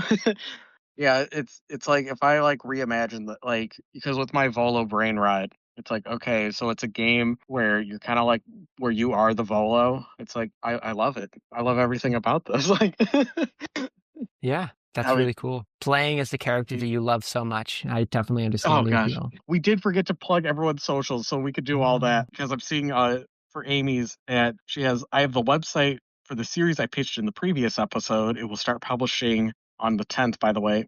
And Hype. that's at thedeathless.net, and also links to Personal Blue Sky and the Deathless web serial.bluesky.social. Yeah. I think That's awesome. everyone else was just, plugging their socials, which I will put in the description. Now, do you want to go back up and discuss Harpy Story and Ellen? It's a Harpy Story Blue Sky, which we already discussed earlier. I literally made a Yeah. post about it. And then basically Yeah. the same for Slaughtergutz. Granted, they do have a Instagram, which I'm totally following, and they have a Blue Sky, which I'm totally following, and they have a Yeah. Tumblr, which I don't have access to Tumblr, but I make a Tumblr. No, I'll try my best to make a Tumblr because definitely great artists. Yeah. So yeah, will be Awesome. supporting on there. And there, that's all the Yeah. socials. Yeah. Yeah. Thank you so much. Yeah.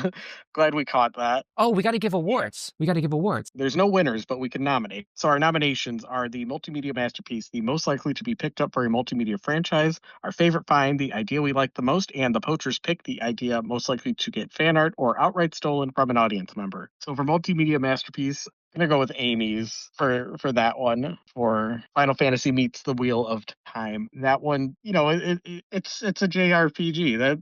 That's kind of built from the ground up to have a giant sprawling enterprise. But how about you? I completely agree. That would also be my same pick. I mean, I literally compared it to like Eureka 7 and like other multimedia franchises that exist, like Pokemon and stuff like that. Disgaea, which also has anime. Yeah, I definitely can see Yeah. this working. It's a story that's complicated enough to have an adaptation and like animation that would like work. Like there's some stories that are like really cool in games, but it's hard to think of how they would work in animation unless they like were really expanded upon. Like VVVVVV, it's V6 times, is one of my favorite games ever. But I'm not so sure that that story would work in animation because a big part of like the Yeah. emotion of V as a game is like the levels feel like you're going on an adventure, which makes the adventure story feel more meaningful. It's not so much that like there's dialogue that hints at a huge complicated adventure. It's the fact that you are going on an adventure in this awesome, I know Trixie doesn't like the term Metroidvania, so I'm going to call it an adventure Yeah. game, Yeah. an adventure platformer. Yeah. So And yeah, then next we have our favorite find, the idea we like the most. yes. Do you want to nominate first? I'm going to think about it for a second. Oh gosh. Yeah, this one's hard. Because can I have to give it to Amy's again? I'm sorry. Sorry to double dip. I really like this concept because it reminds me of things that I like. It has a lot in common with the Five Rejections, aka the UG Everlead manga I just made. Shout outs to a great manga that I can't wait to read. Yeah, without spoiling too much of it. But yeah, like it does feel like those like two are on a similar path, and it's just like, well, if it's like something that I made, then it's like, of course it's gonna be my favorite. Like with with all due respects to the others. I definitely see what you mean. I think Ellen's has similarities to your work as well because Ellen is exploring, like we've covered, like that Mm, that romance yeah. that can cross species barriers, and much like many of our favorite anime and manga, like are Hmm. LGBT and furry and queer, and like Yes. Ellen is happy with being referred to with those labels as she did when she took inspiration from us with her punchline of "Monster love will save the universe." I think that will save the world. I have to make sure I quote it right. Yes. Um, Yeah, yeah. so basically, I think that Ellen's has a lot of similarities to you, as does Amy's. I definitely see Yeah, Amy's that's as being true. similar to you as That's well. true.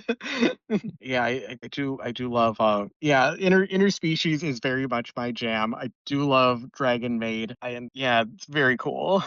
In terms of Amy's similarities to your work, because I definitely see what you mean as well, and why you would pick that as a fave because of the similarities. Like you said it already, like Volo is one of your favorite, is your favorite Oh yeah. character, and Yeah. getting to follow him in an RPG would kind of be like what your fan art does. And again, I'm not going to go too into depth about your fan art because I know it's like Yeah. it's weird to connect like the Pokemon fan art space to like the YouTube reviewer space, but just to hint at it, I No, it's love all that good. that your fan art is like Volo meets all these different wonderful and awesome looking Pokemon because it's like his adventure. So if this game by Amy was real, it would be just like that. Where through the eyes of Oh. Volo, you meet all these other adorable characters, which is what I love your art for as well. Oh, thank you.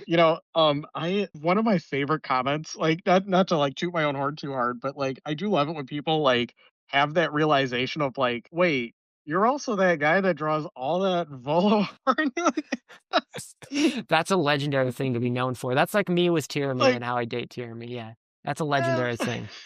Yeah, like I love people like when people make the connection of like, oh wait, you also do this, like, oh, that's cool. Anyway, so the last one, the poacher's pick, idea most likely to get fan art or outright stolen from an audience member. I think Ellen's that one has like the character design feels like it's the most suited for somebody coming in and just drawing fan art of the characters just because they look so cute and I love it. But if we look at Slaughtergut's pitch, Friday the 13th meets Camp Rock meets They Slash Them, I feel like that world is better suited for like I'm gonna think of an OC and put them in this scenario. Um Yes, that would have been my pick, would have been the most likely to get fan art, would have been the Slaughtergutz. yeah. And my favorite find is Ellen's. Yes. Okay, okay. Sorry if I cut you off there. No, it's okay. I Um just figured I'd sneak it in. Yeah, yeah, yeah. Yeah, I think for poacher's pick, I'd say those two are definitely tied. I think that both of them feel like they're just very inviting for like I'm gonna dream up my OC in this world and also just having very interesting characters that people might want to draw. Can't really say the same for Amy's because the visual element was a meme, so a little harder to visualize it, but still it's really cool. And I love all three of these pitches that we got this round. I didn't give as many nods in this section to Slaughterguts's, but I think just one more note about Slaughterguts' work is that this doesn't seem like something I would like to be very respectful. Because I'm not big on horror, not big on Western style comics, but like but their stuff is just really cool and it just really is grabbing me and I really hope that they keep at this. Anyway, what about you? I mean, yeah, basically, what you said about Slaughtergutz is why I also would consider it most likely to get fan art. Also, and I mean this 100% genuinely, and this is my true opinion, their art is on a quality level that makes me wonder, like, why weren't they hired by Hungry Giant Games to work on, frick, Hmm. what's it called? That one game about the god? Hades. Why Oh weren't they yeah. hired to work on Hades? Because it looks like Hades. It looks like for another example, it reminds me of Arcane, that kind of thing. Like, realistic, but still cartoonish and stylized, you know? Like, anime has a certain way Yeah. of looking super realistic, and like you can tell that's a real human hand and a real human body moving realistically, but it's still stylized. And I feel like, Arcane and like Hades are also realistic, but with a style to it. And that's also what I would say Uh, about Slaughterguts' art. So that's why I feel like uh think about how much fan art that Hades and Arcane get, and that's my point. Now, do you know the indie publisher Silver Sprocket? Because I think that Slaughterguts comics would fit really well with them because they have like kind of a punk attitude. They're indie. They do a very wide range of different art styles, and a lot of it is very queer focused, very queer first, but it's also not afraid to be edgy. Oh So my gosh, I I've feel literally like seen this before. I posted about how cute their mascot yeah, is, their goat mascot. yes, I love their mascot. Absolutely agreed. Yeah, I totally know this work. Yeah. Oh yeah. Like I don't know if Slaughterguts is like if they want to just do like self-published indie webcomic route or what, but it's just like man, if you're thinking of like they probably already know about this publisher, so they probably don't need me to say anything, but like I believe that they open submissions once a year. I would encourage them to submit to them when that window opens to try to have something to slap on their desk and be like here I am. Yeah, I completely agree with that statement. And I think that was a really good recommendation. Yeah, I've enjoyed that comic publication before. One more thing before we wrap up. Yeah. But I was thinking like, okay, well we got two of the three pitches this time were for pre-existing webcomics, and I did want to make this a pitch show because basically because I'm lazy and I don't want homework, and also to try to like because if somebody gives me like a huge webcomic that's the size of Homestuck and they're like, what did you think? I would be very intimidated by that. I love the ones that I got this round. But also I don't want to like limit people, and I do want to think of like how we could like potentially structure the show so people feel okay to submit webcomics and hypothetical pitches because I'm thinking if somebody does like slap a huge webcomic for this podcast, I think like Ooh, Like here's I an don't idea. like. Yeah, yeah. What if we introduced a new segment? It was a new segment that was at the start of Scooter Pitch podcast episodes. As you know, we keep it casual, so we could easily just fit in a little segment here. And it would be Yeah, called yeah. something like subscriber comment pitches or something even just like commenter pitches. And the idea would be the people who Ooh. are subscribed to you for $2 or even you could Yeah. open it up to any form of supporters that you want, Mhm. anyone who supports you financially. They would Yeah. be given a notification by you on your YouTube, like, membership Mm. page where you put up a notification, and it just says, write a type of series you want to see just in the comments and just leave it completely vague.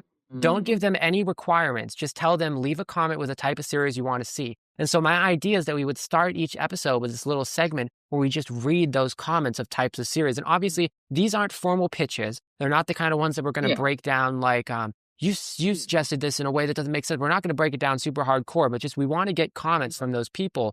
Just hear something like, I always loved Pokemon, but I wish there was a Pokemon with sea creatures more because I love sea creatures and living in the Yeah. water. That's what we're looking for. So it could be a little segment at the beginning of episodes where we Oh. talk about those comments. Yeah, yeah, yeah. Let's try that next time. That'd be cool.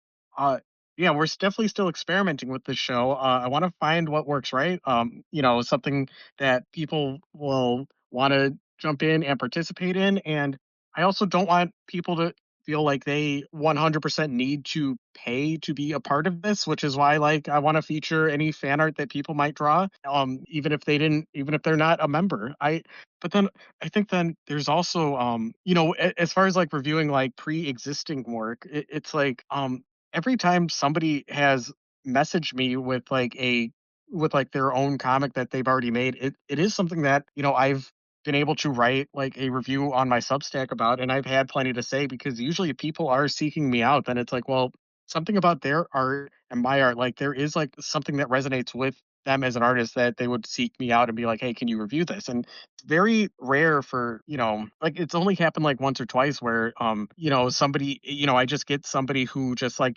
down the line will just, comment spam different blogs like, hey, can you look at my thing, and it's just like a mess, and which I mean, I know that sounds rude, but I'm not, but I can't like guarantee that I'm going to, have something in depth to say about everything. And I do like that that this is a guaranteed way that you will get our attention. I do like that you pay the entrance fee and you will have our attention. But I'm just trying to think of what's the best way to go about this so that people still feel free, because like I don't know if I want to gatekeep all like completed media, or because like with Canadian Turtle, it's like he sent his manga and I gave and I emailed him my thoughts on it, and that was cool. But like he had to wait a few weeks because I had other shit going on. Whereas like if he was paying to be on here and he gave his pitch and sent some pages, like he'd get that immediate feedback and he wouldn't have to wait. So I don't know. I am open to hearing how people want this podcast to evolve. If you want to keep it as strictly a pitch show, that's cool too. But also I like reading comics. I like seeing people's stuff. I feel like I just don't want to feel required to to look stuff over, I suppose, like, or I don't want anyone feeling too hurt, like, if they did pour their heart into like a massive webcomic the size of One Piece and I don't have the time to read it. Like I don't want anyone feeling too damaged by that, I suppose. Introspect, I would be open to whatever kind of direction you want to take. So however this show evolves, I will still gladly Yeah. participate as long as I'm Yeah. welcome. I appreciate it. Yeah, like this is definitely one of the lower viewed things on my YouTube channel. So I do want to make it something that the super fans who watch everything, something that I want you to get something out of it. Yeah. Yeah, well, this podcast, I think the heart of it is workshopping ideas and trying to get the best out of everyone, us included. And this podcast should be held up to that same scrutiny in the spirit of the scooter pitch. Absolutely. It was a great podcast. I was very honored to be here as always. Thank you. I'm so glad you came back for this third episode. Hopefully, you'll come back for the fourth. I think that about wraps it for this episode. I'm going to hit stop right now. Bye. And Thank you stop. so much.